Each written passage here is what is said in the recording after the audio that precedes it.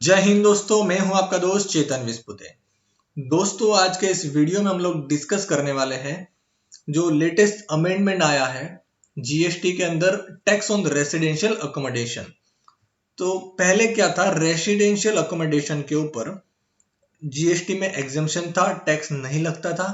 But with effect from 18 जुलाई 2022 अब वहां पर टैक्स लगेगा।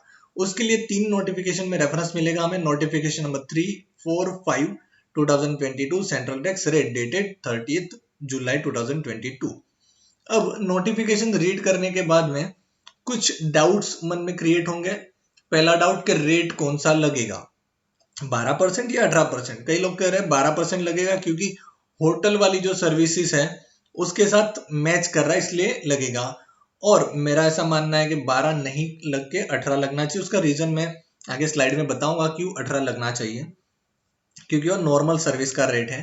दूसरा डाउट क्रिएट होता है, क्या कोई जो प्रोप्राइटरशिप में बिजनेस कर रहा है और उसने खुद के पर्सनल यूज के लिए रेसिडेंशियल हाउस प्रॉपर्टी ली है, तो उस केस में रिवर्स चार्ज एप्लीकेबल होगा या नहीं होगा। तो आइए देखते हैं वन बाय वन। सबसे पहले notification number 3/2022 central tax rate dated 30 जुलाई 2022। अब ये जो नोटिफिकेशन है ये रेसिडेंशियल वालों के नहीं, रेसिडेंशियल जो हाउस प्रॉपर्टी का जो यूज करते हैं उसके लिए नहीं है, बट अकोमोडेशन सर्विस जैसे होटल्स, इन, गेस्ट हाउस, उसके लिए उसका यहाँ पर कहा है। पहले 7.5 के जो नीचे था वहां पर टैक्स नहीं था, अब और 7.5 के ऊपर टैक्स था। अब कोई भी रेट हो, 7,500 पर यूनिट पर डे का अगर रेट है या उससे नीचे है तो भी 12% का रेट लगेगा जीएसटी का। एग्जेम्पशन को विड्रॉ कर लिया गया है। अगला है notification number 4 2022 central tax rate. इसमें the exemption available in respect of accommodation service by hotel, inn, guest house, club और camp site having the value of supply below और इक्वल टू 1000 पर unit per day has been omitted. अच्छा, यहाँ पर hotel, inn, guest house, club, camp site जो होते हैं वहां पर 1000 पर डे पर यूनिट का जो एग्जेम्पशन था उसके नीचे की जो अमाउंट होती थी उस पर जीएसटी नहीं लगता था। बट उसका जो एग्जेम्पशन है विड्रॉ कर लिया है और अब उस पे ऊपर भी 12% का रेट लगेगा। फिर the exemption available in respect of the services by way of renting of residential dwelling for use as a residence irrespective of the status of the recipient, that is register or not, shall not be available with effect from 18 July 22 if the residential dwelling is rented to a registered person।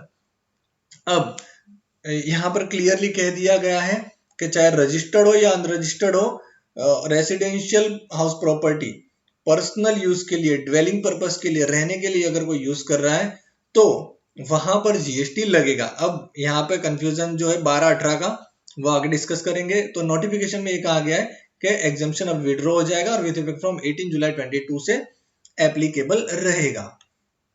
फिर notification number 5, वहां पे RCM की बात की गई है। The tax on the said service by way of renting of residential dwelling to a registered person shall be payable under the reverse charge mechanism by the registered person, that is the recipient of the supply with effect from 18 July 22।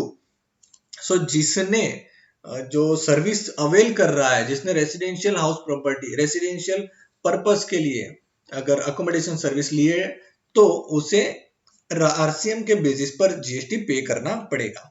अब समझते हैं table के साथ में। Suppose करो जो supplier जो service दे रहा है वो है रजिस्टर्ड पर्सन और सर्विस लेने वाला भी रजिस्टर्ड, दोनों रजिस्टर्ड है, तब टैक्स लायबिलिटी रहेगी सर्विस लेने वाले की। यहां पर आरसीएम बेसिस पे जो रजिस्टर्ड पर्सन सर्विस ले रहा है उसकी लायबिलिटी रहेगी और इसे टैक्स पे करना पड़ेगा। सपोज करो सप्लायर जो है वो रजिस्टर्ड पर्सन है, यानी कि जो लैंडलॉर्ड है वो रजिस्टर्ड है, बट रिसिपिएंट जो है जिसको हाउस प्रॉपर्टी उसने रेंट पर दे के रखी है वो अनरजिस्टर्ड पर्सन है, तो यहां पर एग्जेम्प्ट रहेगा, यहां पर जीएसटी नहीं लगेगा। The supply shall be exempt, therefore kindly note in such case residence dwelling is provided on rent for the residential purpose to an unregistered person, then such supply of service is still exempt under GST by virtue of entry 12 of notification 12/2017। तो unregistered को अगर service मिल रही है तो वहां पर exempt ही रहेगा जो ओरिजिनल नोटिफिकेशन था उसके तहत।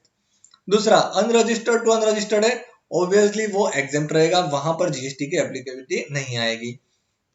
तीसरा है अनरजिस्टर्ड जो है वो रजिस्टर्ड को सप्लाई दे रहा है, जैसे लैंडलॉर्ड है वो नॉर्मल पर्सन है, सैलराइड पर्सन है, जीएसटी में रजिस्टर्ड नहीं है, बट जो रिसिपिएंट है, सर्विस लेने वाला पर्सन है, वो अगर रजिस्टर्ड पर्सन है जीएसटी में तो वहां पे आरसीएम अप्लाई होगा और जीएसटी रिवर्स चार्ज बेसिस पे रिसिपिएंट को पे करना पड़ेगा। अब यहाँ पे बात आएगी, सपोज करो कोई प्रोप्राइटरशिप में है, उसके लिए हम अगला ये वाला स्लाइड डिस्कस करते हैं। सपोज करो कोई पर्सन जो है वो प्रोप्राइटरशिप में अपना बिजनेस कर रहा है और रजिस्ट्रेशन उसने लेके रखा है जीएसटी के अंदर, और उसने अपने खुद के पर्सनल पर्पस के लिए, रहने के लिए कोई हाउस प्रॉपर्टी वो भाड़े से लेकर रखी है, रेंट पर लेकर रखी है, तो क्या इस केस में जीएसटी लगेगा या नहीं लगेगा? अगर हम नॉर्मल रीडिंग करें नोटिफिकेशन की तो हमें लगेगा यस लगेगा, क्योंकि हम लोग यहाँ पे टेबल में भी देख रहे हैं unregistered to register RCM apply हो रहा है। बट प्रोप्राइटरशिप के केस में मेरे ओपिनियन के हिसाब से नहीं लगेगा, क्योंकि जो लेवी ऑफ टैक्स आता है वो आता है सेक्शन 9 सब सेक्शन 1 के अंदर, और वहां पर कहा गया है कि सेक्शन 7 के अंदर जो चीज सप्लाई की डेफिनेशन में आ रहा है उसके ऊपर ही जीएसटी एप्लीकेबल होगा। सो सबसे पहले जीएसटी अप्लाई होगा या नहीं होगा वो समझने के लिए कोई पर्टिकुलर ट्रांजैक्शन सप्लाई की डेफिनेशन में आ रहा है कि नहीं आ रहा है वो जानना बहुत ज्यादा जरूरी है। तो सप्लाई की जो डेफिनेशन है सेक्शन 7 के अंदर, उसमें अगर आप पढ़ोगे तो वहां पर एक लाइन मेंशन की गई है कि for the purpose of business and furtherance of business, ये लाइन लिखी है। अगर वो लाइन क्वालिफाई हो रही है तो ही वो सप्लाई की डेफिनेशन में आएगा। सो यहाँ पर अगर प्रोप्राइटरशिप वाला पर्सन अगर खुद के पर्सनल यूज के लिए हाउस प्रॉपर्टी ले रहा है रेंट पर, तो वो बिजनेस पर्पस के लिए तो नहीं कर रहा है, पर्सनल पर्पस के लिए है। पहली चीज तो एक कंडीशन यहाँ पे कट आउट हो गई। दूसरी कंडीशन फर्दरेंस ऑफ बिजनेस, तो यहाँ पर फर्दरेंस ऑफ बिजनेस भी नहीं आ रहा है, सो ये सप्लाई की डेफिनेशन में ही नहीं आएगा। इसलिए प्रोप्राइटरशिप बिजनेस में अगर कोई रजिस्टर्ड है और उसने रेसिडेंशियल हाउस प्रॉपर्टी रेंट पर लेके रखी है तो वहां पर जीएसटी एप्लीकेबल नहीं होगा। तो ये बहुत ही डीप में जाने वाला पॉइंट है, लेकिन प्रोप्राइटरशिप बिजनेस में नहीं है। सपोज करो कोई कंपनी है, कंपनी ने रेसिडेंशियल हाउस प्रॉपर्टी रेंट पर लेके रखी है और अपने डायरेक्टर्स एम्प्लॉइज को अगर वो लोग दे रहे हैं तो वहां पर आरसीएम अप्लाई होगा। सपोज करो कंपनी नहीं है, एलएलपी है, पार्टनरशिप फर्म है, और भी कोई चीज है, और भी जो अदर जुडिक्शनल जो है, हम कहेंगे पर्सन की डेफिनेशन में जो लोग आ रहे हैं और पर्सनल पर्पस के लिए नहीं है, बिजनेस में यूज हो रहा है या अपने एम्प्लॉइज और डायरेक्टर्स को दे रहे हैं, तो वहां पर आरसीएम एप्लीकेबल होगा। अब बात करते हैं रेट की। अब notification number 11/2017 central tax rate, ये वाले नोटिफिकेशन में होटल अकोमोडेशन की डेफिनेशन दी है। सो वो डेफिनेशन को अगर हम पढ़ेंगे तो लगेगा कि भाई इट इज वो जो डेफिनेशन में supply of residential dwelling for use as a residence include है, सॉरी नो इंक्लूड नहीं है, क्योंकि डेफिनेशन कुछ उस तरह से दी गई है। अब वो जो नोटिफिकेशन उसमें हम 7 नंबर का पॉइंट अगर पढ़ेंगे, हेडिंग वहां पे 9963 है और उसमें ब्रैकेट में मेंशन भी किया accommodation food and beverage services. So accommodation in hotel including 5 star hotel, inn guest houses, वहां पर ये जो 7 नंबर की हेडिंग में 8 नंबर का पॉइंट है उसमें ये सब लिखा हुआ है, वो मैं रीड कर रहा हूँ यहाँ पे।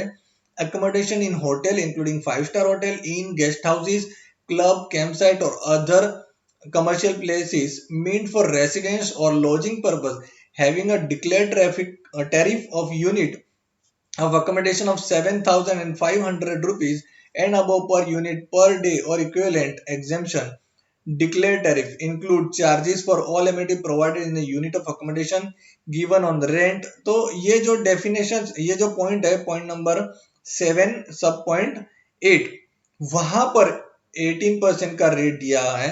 उसके ऊपर का जो भी पॉइंट्स है वहां पर 12% का रेट और कहीं पे एग्जेम्पशन भी है। सो अदर वाला जो पॉइंट है उसके अंदर रेसिडेंशियल हाउस प्रॉपर्टी फॉल नहीं हो रहा है और दूसरी कोई भी कैटेगरी के अंदर फॉल नहीं हो रहा है। सो रेसिडेंशियल ड्वेलिंग की जो डेफिनेशन है वो कहीं मेंशन नहीं की है, इसलिए यूनिफॉर्म बेसिस पर वहां पर 18% का जो रेट है वो लगना चाहिए। और मेरे ख्याल से यहाँ पर गवर्नमेंट को और एक नोटिफिकेशन इश्यू करना चाहिए और नोटिफिकेशन में ये जो पॉइंट 8 के बाद पॉइंट 9 ऐड करके वहां पे रेसिडेंशियल ड्वेलिंग का मेंशन करके 18% या तो 12% वॉटर में भी जो गवर्नमेंट डिसाइड करे वो रेट मेंशन होना चाहिए। लेकिन जब तक वो नहीं होता है तब तक मेरे हिसाब से जो अदर वाला पॉइंट है, जो अदर स्टैंडर्ड सर्विसेज के लिए लगता है, वो 18% लगना चाहिए। अब बात करते हैं आरसीएम में है इसलिए उसकी क्रेडिट भी मिलेगी, क्योंकि बिजनेस पर्पज है तो ही मिलेगी, और अदर देन बिजनेस पर्पज है तो वो डेफिनेशन में ही नहीं आएगा। सो दोस्तों, ये था आज का अपडेट। अगर वीडियो अच्छा लगा तो प्लीज लाइक, शेयर और सब्सक्राइब कीजिएगा। Thank you for watching. मिलते हैं अगले वीडियो में। जय हिंद, जय भारत।